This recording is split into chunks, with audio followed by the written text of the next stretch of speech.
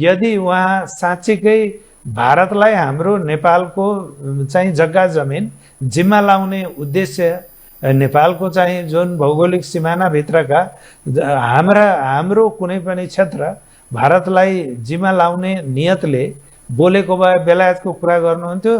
त्यो कति ठुलो कुरो छ। तपाईँ नेपालमा हेर्नुहोस् त, यत्र आज 7 सालदेखि के भनेदेखि आजसम्म कुनै प्रधानमन्त्रीले बेलायतको मध्यस्थता या बेलायतसँग प्रमाण छ या बेलायत हाम्रा लागि युजफुल हुन सक्दछ भनेर बोल्न सकेको थियो? उहाँले किन बोल्नुभयो भने एउटा चाहिँ सरल रूपमा सोझो गरी जुन समस्या देख्नुभयो त्यो समस्याको समाधान त हामी बेलायतीसँग छ। किनभने उनीहरूसँग हामीले सम्झौता गरेको हो, सन्धि गरेको हो र सन्धि गरिएको छ भने उनीहरूलाई थाहा छ मेची नदी भनेको के हो, मेची नदीको चाहिँ ओरिजिन के हो भनेर।